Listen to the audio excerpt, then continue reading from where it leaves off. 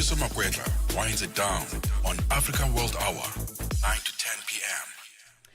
And a very good evening to you on this Monday evening, hoping that you've had a good and restful weekend as we start another week looking at some of the developments from the continent and beyond. A big week this week in terms of global political negotiations, maneuvering, and of course we've been looking at elections in various countries. This is where we give you countless stories looking at one planet from the heart of Africa to beyond all corners of the globe. Welcome to it. I am Tsepiso Makwetla, and this is Africa World Hour. 1 hour, one continent, one voice. Africa World Hour with Tsepiso Makwetla on Channel Africa, the African perspective. And now let's take a look at your top stories this hour. We start with this. The provisional results from the one quarter of councils in Malawi show former President Peter Mutharika taking an early lead, in which he faces off for the fourth time against incumbent Lazarus Chakwera. Mutharika received roughly 51% of the valid votes count in 9 of the country's 36 councils, compared with nearly 39% for Chakwera. The candidates needs to secure more than 50% of valid votes for an outright win. Otherwise, there will be a second round of voting. Political analyst based in Malawi, Francis Piri, had this to say. We have seen the Malawi Electoral Commission preliminary dashboard results showing the former president, Professor Arthur Peter Mutharika, taking a lead. As a Malawian, as an individual, as an analyst, let me say it's not a surprise. DPP party was the strongest opposition party, sometimes called government in waiting, sometimes called shadow government. He has also seen a very big following during the campaign trail. There might be an outright win or a rerun. Right, we continue now. The international relations expert Dr. Kingsley Makubela says the humanitarian crisis in Gaza is likely to top discussions at the United Nations General Assembly. Tomorrow, President Cyril Ramaphosa is leading South Africa's delegation to UNGA's 80th anniversary in New York, and several nations are expected to formally recognize the state of Palestine, with Canada, Australia and the UK having done so at the weekend. We believe that France is now following suit. Makubela says the theme, Better Together, 80 years and more for peace, development and human rights, is really befitting given the current global political turmoil. Countries like China and Russia, they've always recognized the Palestinian state. It's not new. Within the BRICS, most of the countries, they do recognize the state of Palestine. So there's nothing that is going to be new around this. But I think the focus this time around will shift to the humanitarian disaster that is building up. Will shift to the idea that Israel wants to occupy the entire Gaza. And this ground operation that has been launched by Israel, I think this is what is going to be the biggest focus more than anything else. And moving on now, the World Health Organization Africa region says it is ramping up vaccination efforts to curb the spread of the Ebola virus in the Democratic Republic of Congo. The viral disease was detected about 2 weeks ago with 35 deaths and 43 confirmed cases. The WHO now says the virus is still confined to the Bulape and Mweka health zones in Kasai province. This is the 16th Ebola outbreak in the DRC since the virus was discovered there in 1976. Dr. Patrick Otim is the regional manager for emergency response at WHO Afro. For the Ebola Zaire species, we have actually 2 vaccines that have been pre-qualified by WHO. One is recommended for emergency response, which is the one that we are using now, the RVBO vaccine. And we have already vaccinated up to yesterday 1,500 contacts and their contacts, as well as the frontline health workers. We have on the ground now in Bulape up to 4,000 doses, and we are trying to ramp up the vaccination so that every new case that is identified, they are vaccinated quite quickly. And South Africa's National Police Commissioner General Fani Masemola has defended his decision to agree with a wind down, as he says, of the KwaZulu-Natal Political Killings Task Team. This is despite telling the Madlanga Commission that the decision by the Police Minister Senzo Mchunu to disband the PKTT was unlawful. Earlier today, Masemola told the Commission that Mchunu's decision to disband the team was an encroachment on his territory. The Commission's chairperson, Justice Mbuyiseli Madlanga, questioned Masemola's decision, which agreed with a gradual disbandment of the team. Your difference with the Minister and indeed even Lieutenant General Sibiya was whether this should be immediate, which is what the Minister and Lieutenant General Sibiya wanted, or it should be a phased process, which is what you preferred. Now, you have said that the instruction to disband was unlawful. Can you explain why you accepted that there be a disbandment, but that it be a phased process? And finally, the trial of South Africa's former Vice President, South Sudan's former Vice President Riek Machar has been adjourned after a dispute over the court's authority. His lawyers argued that the proceedings breached the Constitution and the 2018 peace deal. Prosecutors rejected the claim. Machar appeared in court for charges of murder, treason and crimes against humanity. Here's a report by the BBC's Akisa Wandera. Dr. Riek Machar and his co-accused were behind these huge metal bars where they sat as they listened to the proceedings. Many of his supporters, including those in the SPLM in opposition, have said that this is an attempt by President Salva Kiir to consolidate power and dismantle the 2018 peace agreement, where they agreed to rule the country together. And his supporters have also argued that President Salva Kiir is trying to completely eliminate Dr. Riek Machar from the politics of the country by bringing into the government his allies and some of his cronies. When the sun goes down, we don't stop the talk. Channel Africa, the best nighttime radio. And that brings the time to 8 minutes past 9. Let's go to our top story this hour. We did mention that world leaders are gathering in New York for the 80th anniversary of the World Health Organization. So let's look at that. World leaders in New York for the General Assembly annual high-level session. For many presidents and prime ministers, it is the biggest stage of the year, 15 minutes before the world to lay out their vision, their grievances and their demands. But this year's meeting carries a mix of symbolism and strain. The UN is marking its 80th anniversary, as we mentioned, but instead of celebration, there is grave concern on whether the institution can still fulfill its a founding promise of safeguarding peace and promoting cooperation. To speak to us about this, we are joined now by head of the Peace Building Interventions Program at the Institute for Justice and Reconciliation, Professor Tim Murithi. Very good evening to you, and thank you so much for speaking to us. Just against that backdrop of what I've said, the focus will be for many leaders. Just for you personally, what do you think is the hallmark of this moment, particularly for individual leaders, the Global South, at the UN 80th anniversary? Well, thank you very much. Good evening to you and your listeners. The United Nations has been in existence now for 80 years. So we're marking the 80th anniversary of the existence of this institution.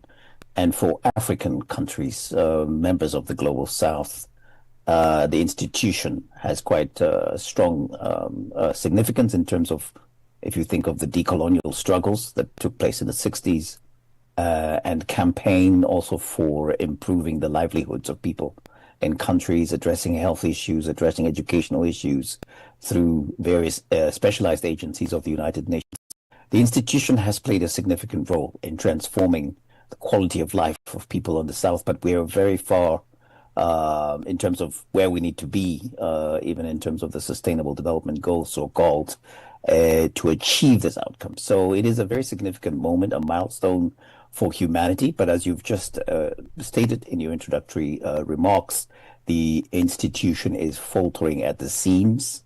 Some would say, for example, the United Nations Security Council has now become dysfunctional and discredited. If we think of the war in Sudan, massive crisis on the African continent, the greatest humanitarian catastrophe, the Gaza situation with the Israeli-Palestine conflict and the Russian invasion of Ukraine, which are significant crisis points that potentially destabilize regions, but also make the world less safe place for all.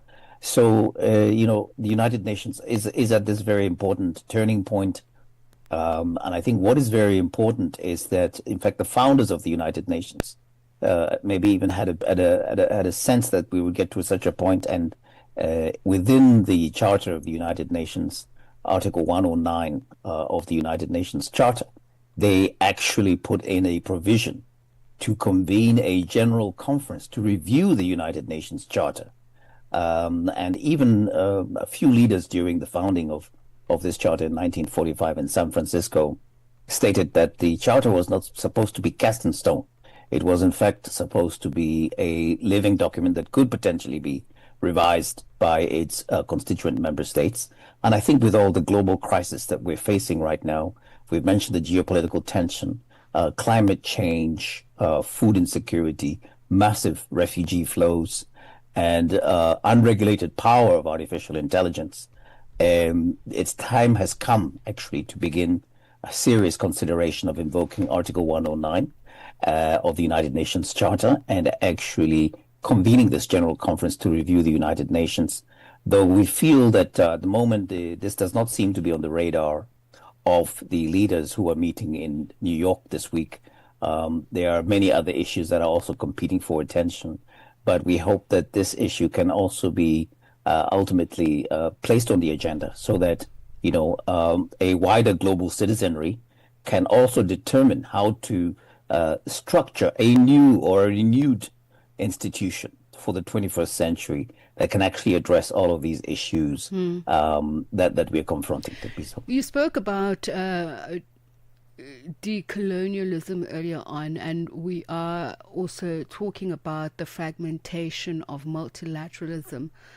I'm just curious what we've seen this weekend, the announcement of more particularly European countries like the UK, like France, speaking out and saying that there needs to be a two-state solution to the Middle East, which is, of course, one of the major issues that has seen the paralysis, so to speak, of the UN Security Council. What exactly are we seeing here? And is isolationist and nationalist policies the problem, the big problem, and are they being confronted as such? Yes, I think what we're seeing, particularly with the recent announcement by a number of countries to formally recognize Palestine as a state, London, Paris, Ottawa, Brussels, is the culmination of a very long journey of the struggle to provide the Palestinian people with their own independent state. And now with in fact, very significantly Britain, recognizing Palestine, the source of the crisis emerged in a Palestinian committee that was convened by the British. So it almost full circle, those who were there at the beginning of the issue and the challenges are now recognizing that it was a mistake not to formally recognize and establish an independent Palestinian state. And this is, in fact, a statement to the crisis that the globe faces at the moment. We have 193 member states of the United Nations that still function as individual nation states when they go to vote. So the vote recently to permit the Palestinian leadership to attend the meeting in New York, 145 countries voting for that resolution. But what we still see now is that the world is still being run by these 193 countries for a population of 8 billion people.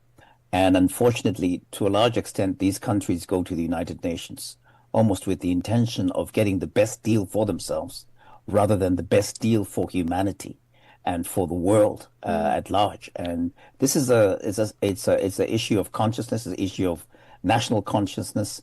And we're at the stage now where some of the global challenges we face, like I mentioned, climate change, food insecurity, refugee flows, regulating AI, these are global challenges that no longer can be addressed by countries simply, negotiating of their own corners for their own particular, insular interests. Let me just then jump in on the point that you were making there, because you're speaking about who is controlling whom or what, and the figures, which is obviously a very widely disparate figure in terms of if we're looking for equality, but more importantly to reform, because there is a financial crisis.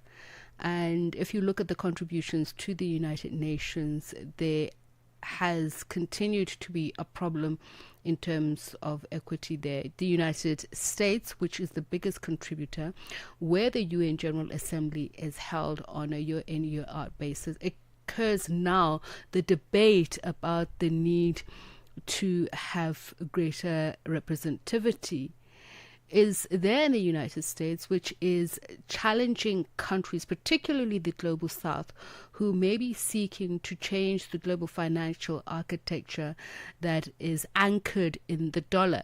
That alone, does it not skew the conversation in the wrong direction if we are talking about equality?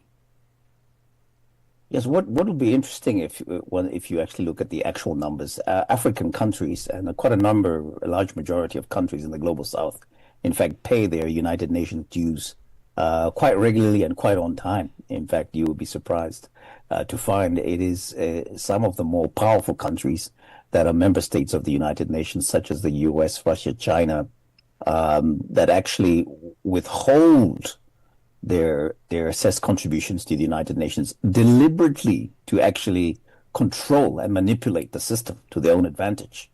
So the liquidity crisis, yes, is real, but it is in fact a function of particularly the major countries, powerful countries, deciding to withhold the resources so that they can in fact manipulate the United Nations to become an instrument of their own will.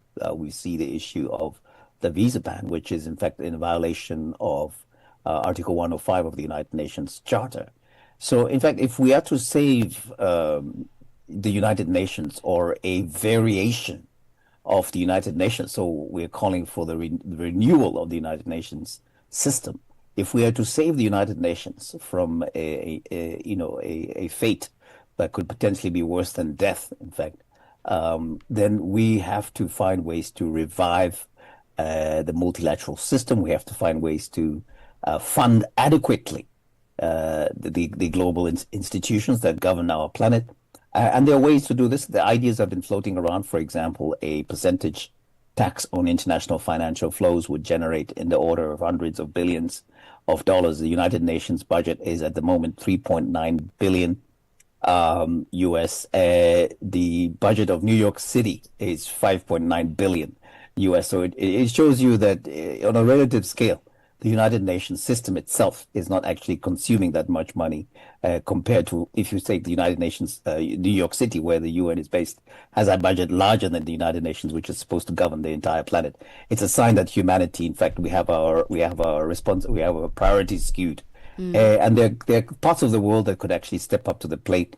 The European Union, European zone, has a market capitalization of almost 21 trillion US dollars, and it very easily could fill the gap. Countries in Africa and the global South, Latin America, Southeast Asia also can step up and do what's necessary to actually fill these gaps. So it is almost a lack of imagination, a sense that this is an artificial crisis that we actually need to also manage. The so-called UN 80 initiative, I think, should be seen in this light. Thank you. Speaking of artificial, and final question, if you could answer briefly.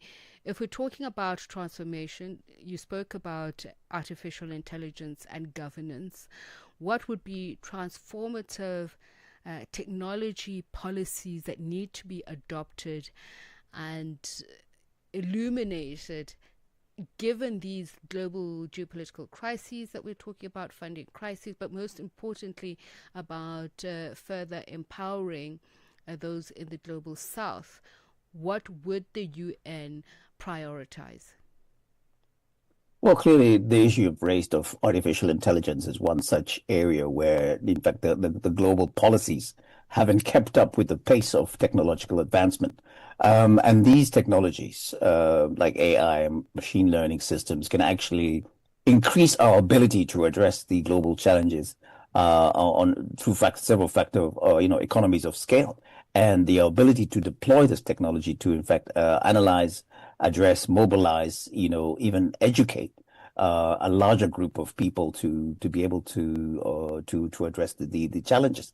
Now, the problem becomes when nation states are still positioning themselves almost to try to get the best deal or to prevent certain policies being adopted because they favor, industries in their own countries.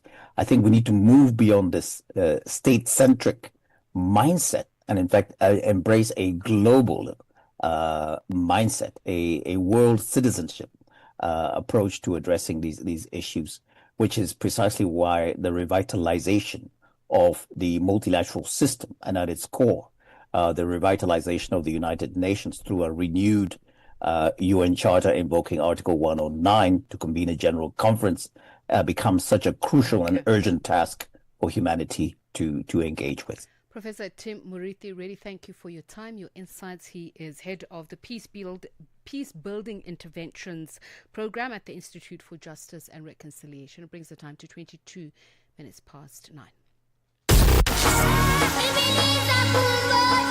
This September, Channel Africa celebrates Heritage Month, a time to honor the stories, the rhythms, and the languages that make us who we are. Whether you're in Lagos or the shores of Zanzibar, to the mountains of Lesotho or the markets of Dakar, we are united in diversity. Najivunia kuwa Mwafrika. Kukondolera Afrika ndiye wake. Proudly African and fabulous. Let us preserve our languages. Let's embrace our uniqueness. Let's embrace our cultures and celebrate the beauty of our continent. Channel Africa, the African perspective. We are on Open Views Audio Bouquet. Channel 628. And it's now 23 minutes past 9. Let's take you to Guinea. We mentioned earlier on that there is a controversial referendum that is set to take place. It's one that will see the country's political future being reshaped. The proposed constitutional changes will open the door for coup leader Colonel Mamadi Doumbouya to run for president, a move that critics say undermine the promise of a swift return to civilian rule. To hear the latest about this, we speak now to a journalist in Guinea, Yusuf Ba. Yusuf, a very good evening to you. So we saw people in Guinea go to the polls. Can you just tell us exactly what happened today? And if there was anything in particular that stood out in terms of what people are saying about the importance of this event?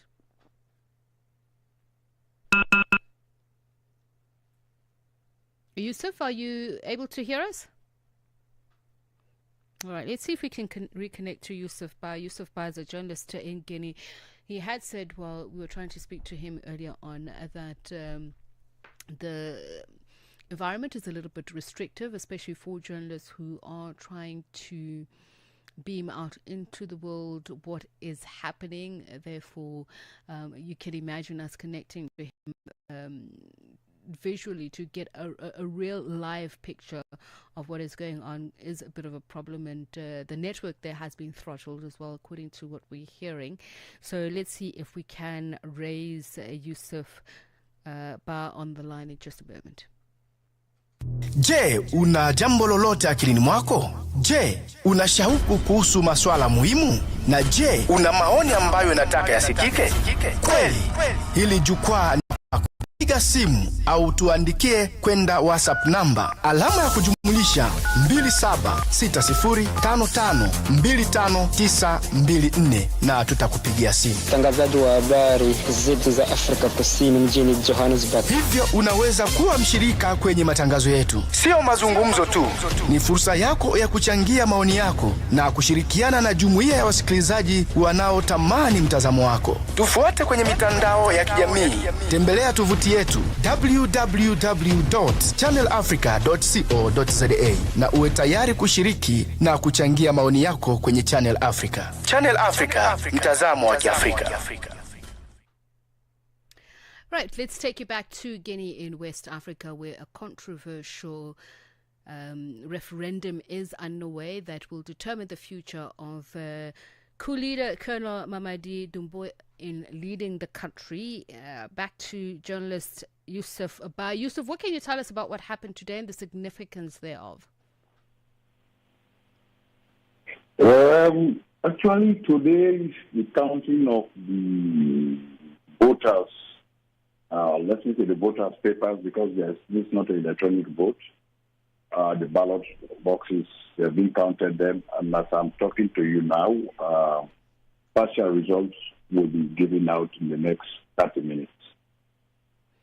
Okay, so this referendum, how are Guineans seeing it? Some are suggesting that it may be a betrayal of, obviously, an earlier promise that was made of returning governance to civilian rule. Don't forget,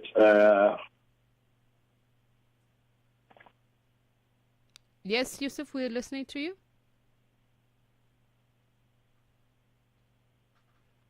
All right. Yusuf, I'm not sure if you can hear us, but you are saying we should not forget. I'm not sure what your next line was going to be, but the question is how Guineans are feeling about this referendum. You are saying the results are being counted pretty much halfway through. How do they feel about the referendum to begin with? Do some feel like it is a betrayal of a promise made to hand back from the junta leaders governance to a civilian government? Today is the counting of the voters. Let me say the voters' papers, because this is not an electronic vote. The ballot boxes, they have been counted them, and as I'm talking to you now, partial results will be given out in the next 30 minutes. Okay, Yusuf, you clearly didn't hear my last question, but let me ask you the simple one. What happens after the results are counted? Should the referendum pass, does it mean that Guinea's promised transition to civilian rule will not happen? Or will it happen? Don't forget,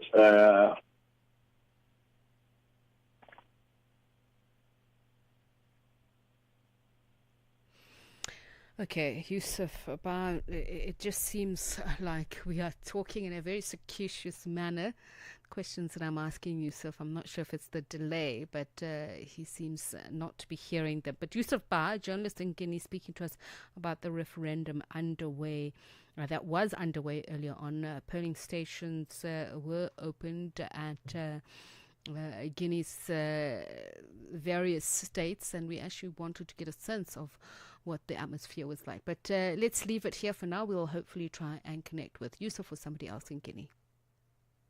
Ahoy, matey! Captain here to help, right, boys? Set sail with us on a digital voyage like no other. Channel Africa has a treasure trove of awesomeness.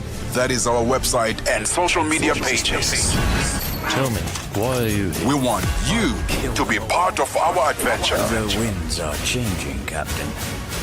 And this time... Imagine a world where curiosity knows no bounds, where entertainment meets enlightenment, and where every click leads to the African perspective. Visit us on our website, www.channelafrica.co.za, or follow us on Instagram or on X at Channel Africa 1. Go on, like us on Facebook at Channel Africa 1. So, spread the word, tell a friend. that Channel Africa's online variety is what they need. On the web, Channel Africa, the African perspective. Africa World Hour.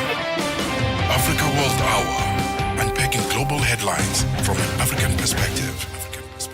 And that's exactly what we do here on Africa World Hour. We bring you the voices, the faces, and the perspectives that matter from the heart of Africa to all corners of the globe. This time we talk about what's been part of public discourse from here, and of course, all across the world. US President Donald Trump hailing conservative activist Charlie Kirk as a great American hero and martyr. That was during a speech to tens of thousands of mourners at a memorial service in Arizona.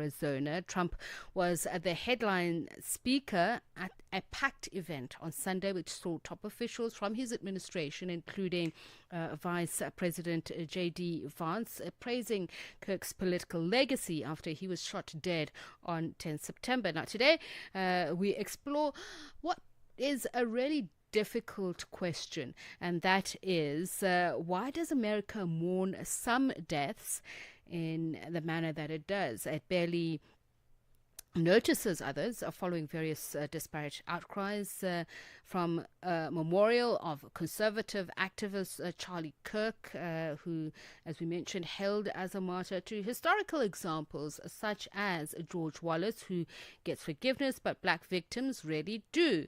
We ask whose lives are mourned and why. Joining us now is a journalist and commentator, Keith Boykin, who joins us from the US.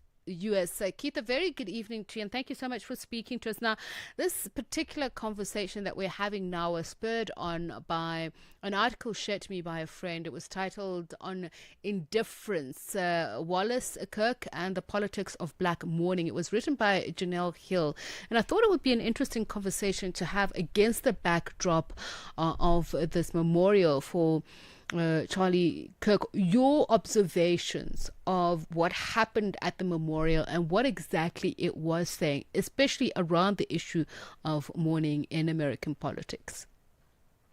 Well, I think what we saw at the memorial service in Arizona was the whitewashing of a legacy of Charlie Kirk. Charlie Kirk was a podcaster, a right-wing activist, an associate of the president, Donald Trump here. And he was not universally known in America before he was shot and killed. He was known in political circles, and I was aware of him because I'm engaged in political circles as a journalist, but millions of Americans had never heard of him until he was shot and killed. And since that time, people have started to uncover and unearth some of the things he said. And many of those things are quite frankly offensive, especially to Black people and people of color.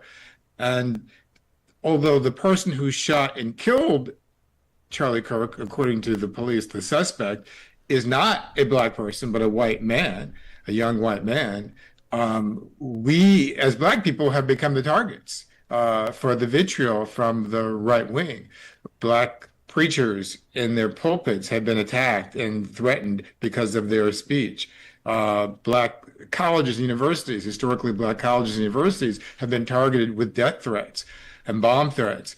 And people who have spoken out about the situation have been criticized, targeted, fired, and in some cases, as you know, removed from the air. So what I think the memorial service was an attempt to do was to create an image of Charlie Kirk as a martyr, as this Christian martyr who was standing up for good and right.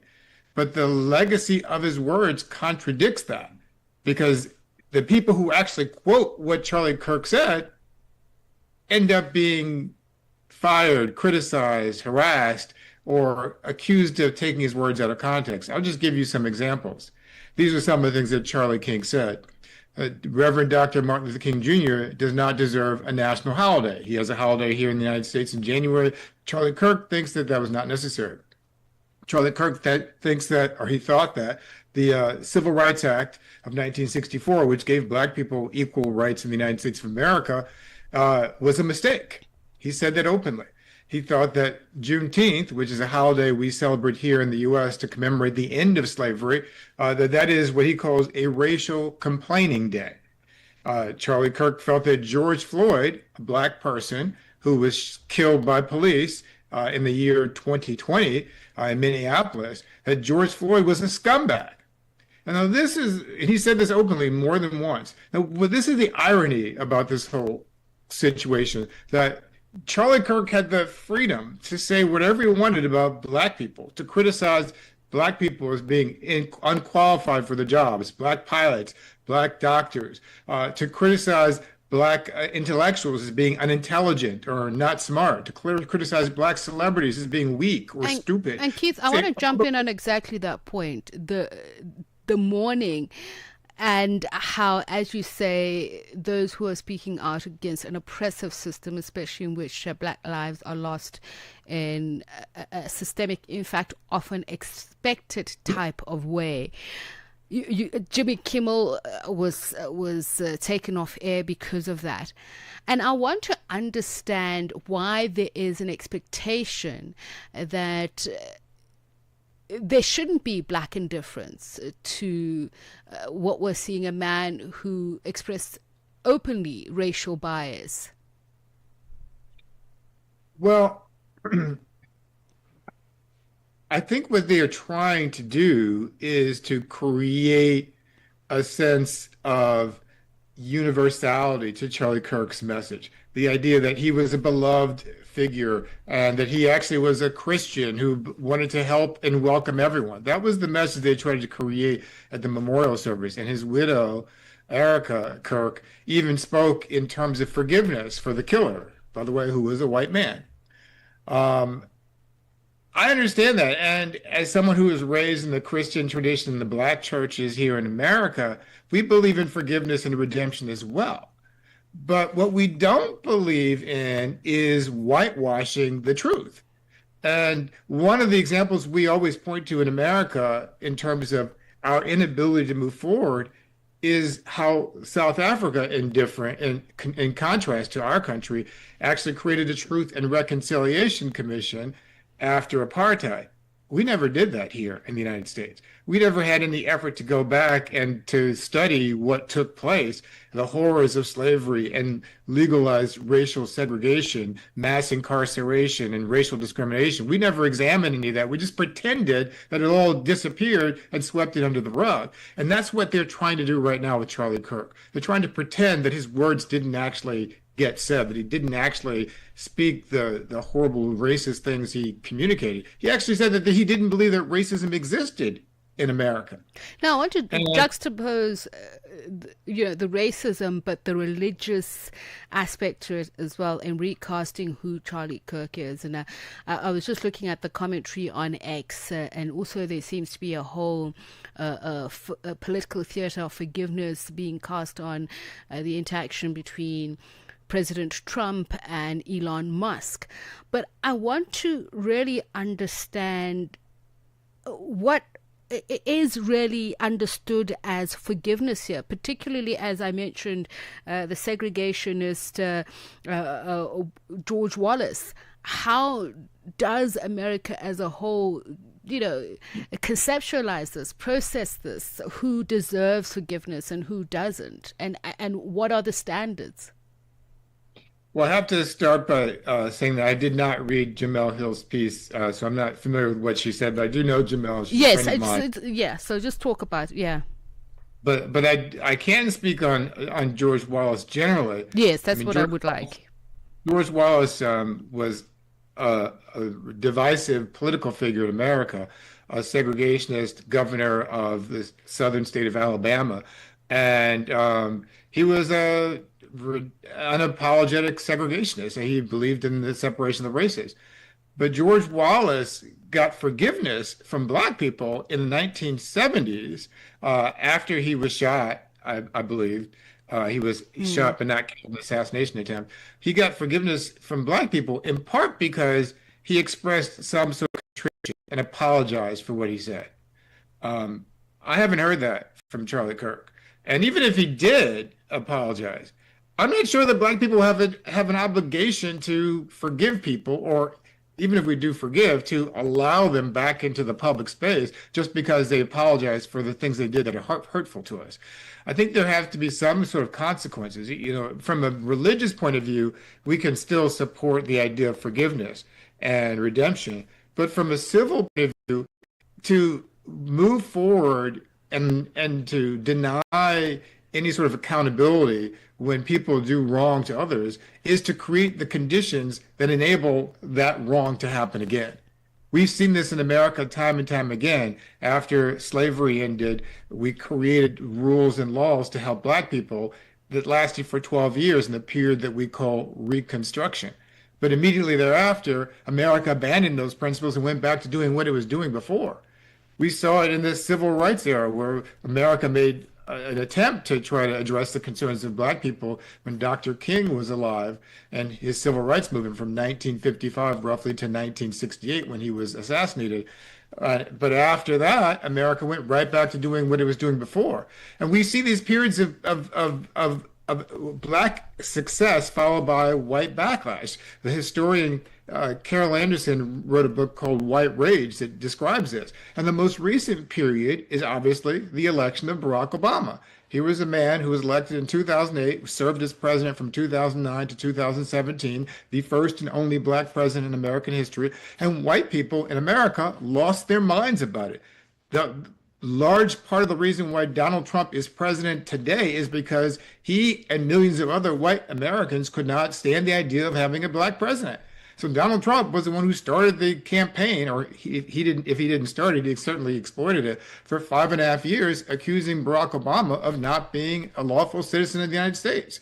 And so this is what I'm talking about when I say there is a double standard. That Black people, we're expected to forgive all the transgressions committed against us, but white Americans can act as though forgiveness is not expected of them.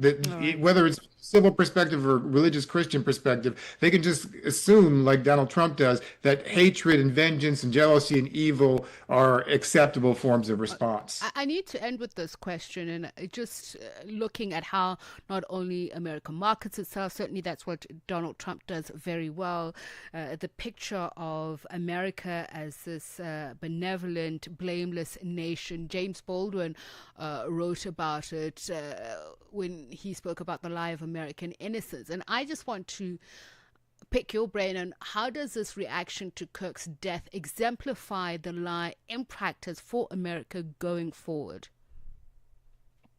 Well, one of the biggest lies, there's so many lies, but one of the biggest lies is that America is not a violent country. And we hear a lot of politicians on the left and right make that claim whenever there's an act of political violence or an act of high-profile violence. And I think that's obviously a lie. America was founded on violence from the point of the extermination and genocide of the indigenous people to the enslavement of the African-American people to the fact that we are the only country in the world to actually use nuclear weapons on civilian population, which we did in Hiroshima and Nagasaki, we meaning the United States government in 1945 at the end of World War II. And so America has a long history of violence, of colonialism and of genocide and of being involved in imperialism across the planet, not to mention South Africa, supporting the apartheid regime in South Africa during the Reagan era and before.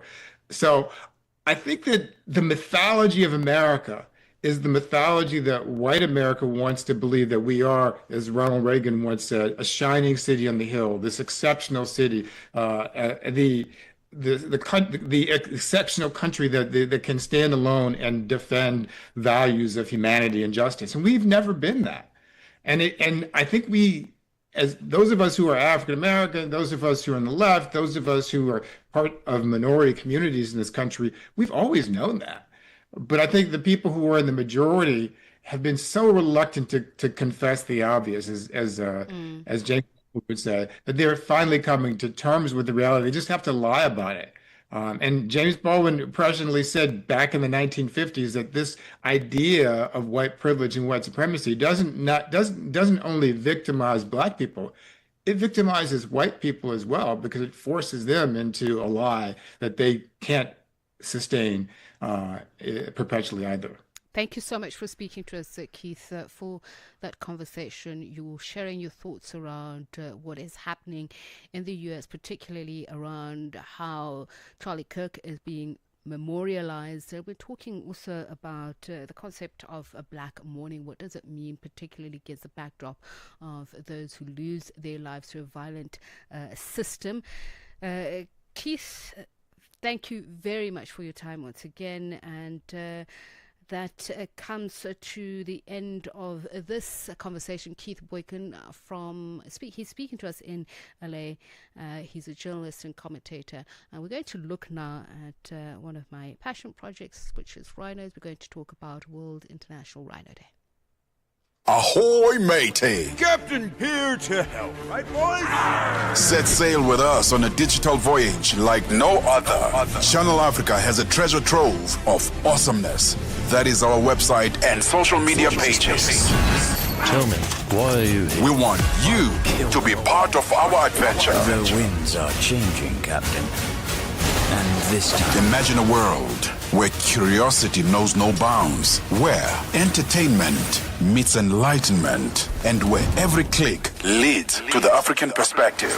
Visit us on our website, www.channelafrica.co.za, or follow us on Instagram or on X at Channel Africa 1. Go on, like us on Facebook at Channel Africa 1. So, spread the word. Tell a friend that Channel Africa's online variety is what they need on the web. Channel Africa, the African perspective. At the forefront, the most pressing issues on Africa World Hour with Tsepiso Makwetla. Channel Africa. And at 14 minutes to 10, let's do a roundup of some of the stories that we've been watching here on Channel Africa that have made it to the top of the pile in terms of the developments. And we speak about the strategic city of Nzabira, located in the Walungu territory of South Kivu province. It fell under the control of M23 rebels on Monday following violent clashes with the armed forces of Democratic Republic of Congo, FARDC, supported by their allies, the Wazalendo groups, according to the civil societies of Nzabira. In the morning, M23 launched several assaults against positions held by the FARDC and their partners. The fighting intensified in several surrounding villages, including Sisaza, Tibanda, Muyanga, Kutiliza and Kalongo, causing a massive displacement of the local population. That's according to witnesses. Jimmy Shukrani Bakomera reports. The city of Nzabira holds a particular importance in this area, known for its mineral wealth in cassiterite and gold. For the Congolese army FARDC, this city was a crucial point in their struggle against armed groups in the region. Its loss is considered a major operational setback by local forces. On Saturday, September 20th, military officials from the 3rd Defense Zone had already condemned a series of targeted attacks carried out by the AFCM-23 coalition against several localities in the North and South Kivu province, emphasizing the severity of the security situation in these provinces. The army also reported attacks against FARDC's position in the localities of Ndete and Kazinga and Nyamaboko grouping in the Masisi territory, North Kivu province, as well as in the localities of Chabombo and Katale, Ziralo grouping in the Buhavu chiefdom of the South Kivu province on September 17th. Furthermore, in the neighboring province of the North Kivu, the FARDC intensified their offensives on Sunday, shelling several positions of the M23 in the territories of Masisi and Walikale. This offensive affected several localities, according to a statement released on Saturday, September 20th by the spokesperson of this military zone, Major Nestor Mavudisa Kamba Mayoyo. The officer warns that any new attack will no longer be tolerated and will trigger vigorous response from the armed force of the DRC. The IFM-23 reject all the accusations, deeming them unfounded, and emphasizes that these are maneuvers of the Kinshasa regime aimed at undermining the good governance advocated by this political military movement in the province of North and South Kivu. In a statement made public last weekend, the IFM-23 alerted both national and international public opinion that the coalition forces of Kinshasa regime violently bombed densely populated areas of Bibwe, Nyange, Chitsohembe and their surroundings. Reporting from Goma, Jimmy Shukran Bakomera, Channel Africa News. This September, Channel Africa celebrates Heritage Month, a time to honor the stories, the rhythms, and the languages that make us who we are. Whether you're in Lagos or the shores of Zanzibar, to the mountains of Lesotho or the markets of Dakar, we are united in diversity. Najivunia kuwa Mwafrika. Kutondolera Afrika, ndiandu wake. Proudly African and fabulous. Let us preserve our languages. Let's embrace our uniqueness.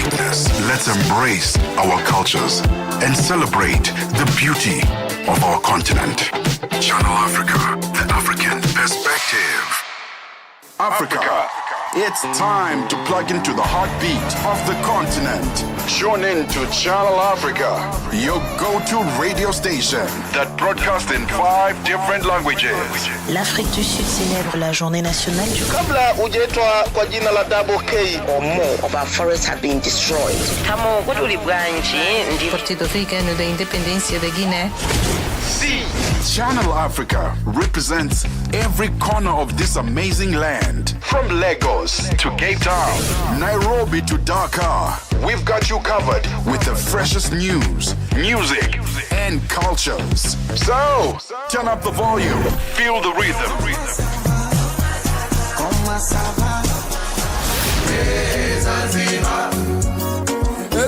Enjoy the conversation. Channel Africa, the African perspective. Gender-based violence is destroying lives and tearing communities apart. It happens in homes, in schools, at workplaces, and too often in silence. But it doesn't have to continue. If you see it, speak out. If you are hurting, reach out. Because doing nothing is not an option. Listen to all 19 SABC radio stations from Wednesday, 23rd of July for hard talk, discussions, advice, dramas, educational shows, and interviews around GBV with experts, survivors, lawmakers, and the whole country affected by gender-based violence. For all your favorite SABC radio stations, call 0800 428 428 to report abuse or get help. GBV, it ends with you. This message is brought to you by the SABC. At the forefront, the most pressing issues on Africa World Hour with Tsepiso Makwetla. Channel Africa. And at 7 minutes to 10, let's quickly tell you about this. Today being World Rhino Day, South Africa is marking the occasion by reflecting on progress made, particularly in terms of conservation. Joining us now to talk about this, we're joined by Mark Bell, the National Sales and Marketing at Pratley, leader there, to talk about their involvement and their observation of World Rhino Day. Mark, a very good evening to you. So what can you tell us about the actual progress that South Africa has made in reducing rhino poaching, and what strategies have worked over the past few years? Good evening. Thanks for the invite. Yes, we are obviously trying to save our rhino, and today, as you mentioned, is World Rhino Day, which we celebrate and obviously bring the awareness and support and obviously the preservation of trying to protect our 5 rhino species that are still with us. So what we do is we actually sponsor one of our products called Pratley Quick Set Putty, to Denner King Game Reserve, where they use this to put tracking devices in the horns. So they drill a hole in the horn and put a tracking device in there, and then they mix up our two-part epoxy putty, and they cover it up and secure it in the horn so that they can track the rhinos to where they are in the park and what's happening to them. So that's very interesting to hear. There's that strategy, and there's also the strategy of dehorning.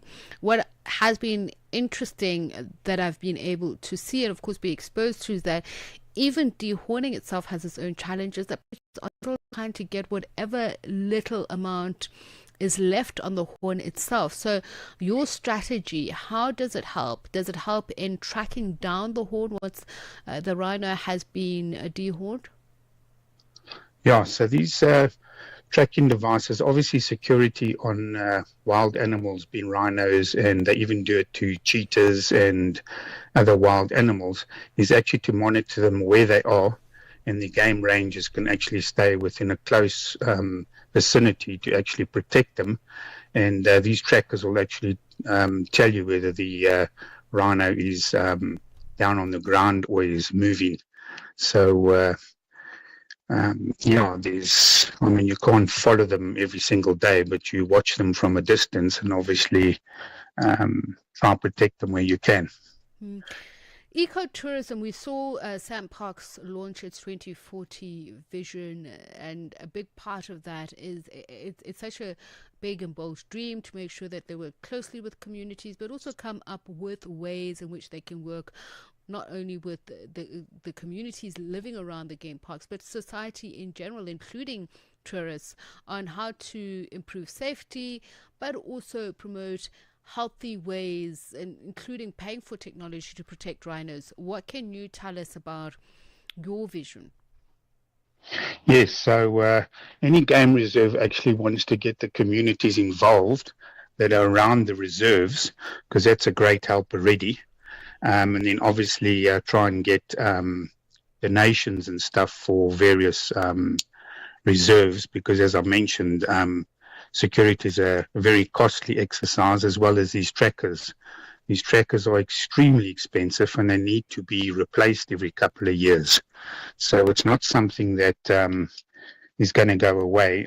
It obviously needs a lot of finances and support to actually try and protect these animals. Okay, so just finally, what is different about 2025 when we look at the challenges, when we look at what has been overcome? Each year there is a unique challenge, but there's also a unique opportunity or something that is unique to celebrate. What would you highlight? Well, the main problem is poaching, and it obviously is a rife industry, because they obviously get a lot of money for these horns. But you must remember as well that the habitat is actually getting less and less as cities and stuff expand, as well as water resources. That's also getting polluted. And it's a big challenge all round. And as I say, we try to sponsor where we can and help with both communities as well as wildlife and stuff. I think we are sort of like, I'll never say we're winning the battle, but we're getting there slowly but surely. And finally, a word to those who are listening, who perhaps aren't so into conservation issues like others, but just also to help them understand the importance of preserving the rhino as a species.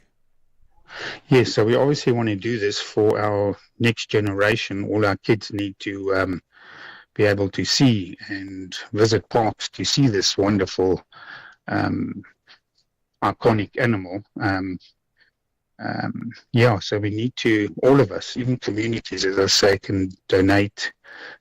Some of the parks actually offer game drives that you book and pay for your seat, and you can actually go out and watch them dart the rhino and do the whole operation of drilling the horn and putting the trackers in and stuff. So, yeah, we all need to get involved. I mean, there's a number of other sponsorships that we do and projects. We repair turtles, broken carapace, the shells. We've helped repair the Kariba Dam spillway. We've secured coral reefs off the coast of Zanzibar with our Pratley Putty.